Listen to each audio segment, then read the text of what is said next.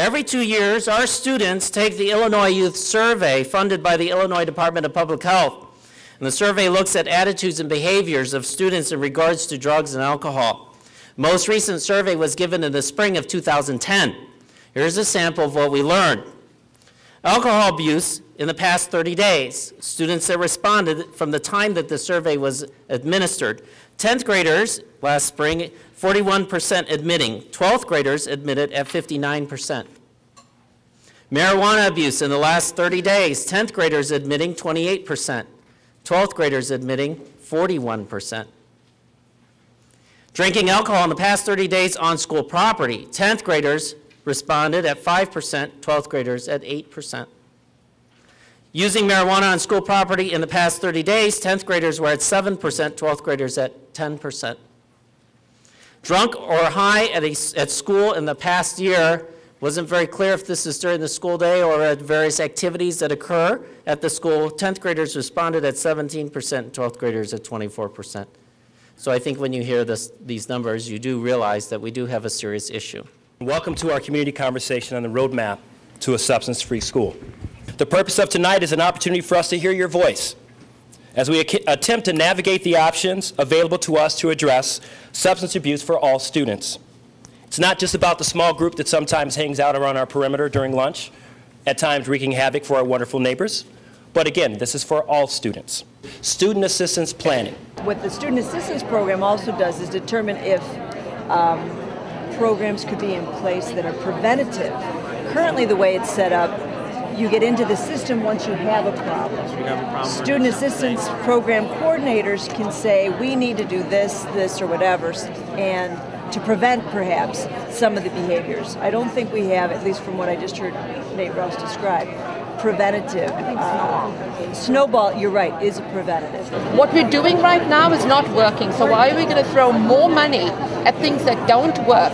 And that just gives some person who already has a job another duty and more money. Empower the kids, put it towards the kids and make them responsible and own it.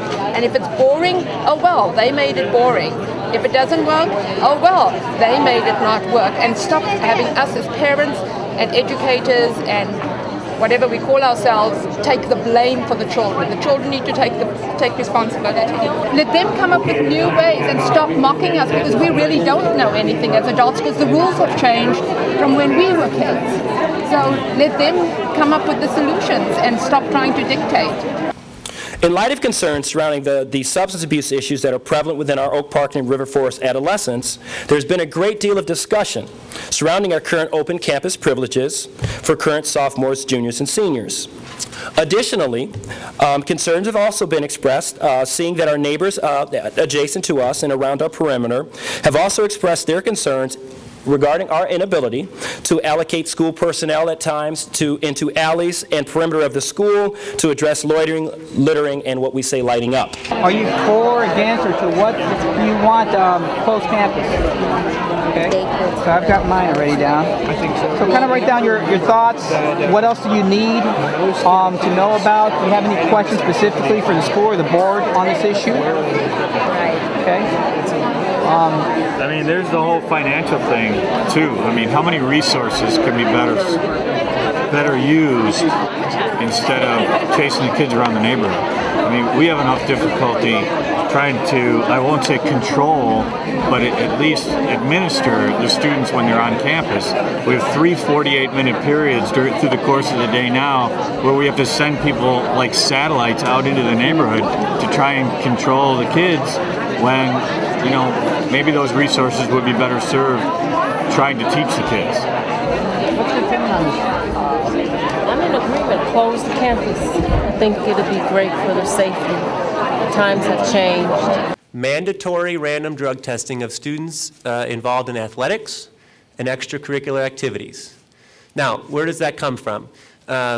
A number of schools started doing that a few years ago. Actually, there's a Supreme Court case from 1995, another one from 2002.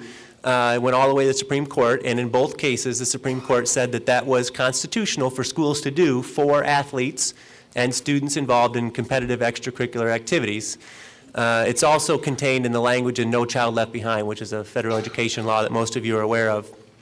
Now, At this point, I think it's important to reiterate the most important point for me and all the schools we talk to, that the intention of using drug testing is not to catch students, which may seem a little counterintuitive. So let me say that again. The primary motivation and the express intention of implementing a drug testing policy in any of these schools is not to catch students using drugs. The experience that we heard from all of these schools and all of the research that we've done is that it is one of the best preventative measures that they've ever taken. We do have drug testing here at the school for suspicion. So if a teacher sends a student out of class, or one of the deans or a security guard comes across a student and we feel that that student may be under the influence of drugs or alcohol, the board recently approved the use of a non-invasive drug test. It's essentially a small piece of cloth that we ask the students to rub their hands on in their mouth. We have a couple sprays you spray on it, and it of course turns a certain color depending on what drug, typically marijuana, that student may have used. That's to remove any guesswork, I guess, in trying to determine whether or not a student has smoked before school or went out at lunch or, at some point like that, or before a dance for that matter. We also utilize a breathalyzer, and we've been doing that for several years. So if we think a student is inebriated, we have the student take a breathalyzer. And again, the breathalyzer's been in place for a number of years. The cloth swatch drug test we've been using just this year. If we're recognizing, we're being honest with ourselves that it's a preventative tool, then I think that I would totally support the mandatory random drug testing and the parent opt-in. I liked what he said about the consequences are going to be to try and identify kids and help them instead of to catch kids and punish them. Because I think there's a lot of well-intentioned zero-tolerance threats to kids to deter them, but I think it separates parents from the administration in trying to identify them and work together to help them. And while I think what they mentioned about the resources for student assistance are adequate now, I hope they'll be inadequate if they're able to implement this and identify more students who need help, because they're really kids that need help. They're not criminals who are trying to catch. There are a couple of just quick points that I want you all to have. Number one, utilizing drug sniffing dogs is constitutional. It is also specifically provided for in the Illinois School Code, which is the set of laws that govern Illinois schools. In our school district specifically, we also already have a board policy in place that would allow us to conduct this type of school search. So if in the future we do determine that this is a deterrent that we would like to use, we would not have to wait first for the adoption of a board policy in order for it to happen.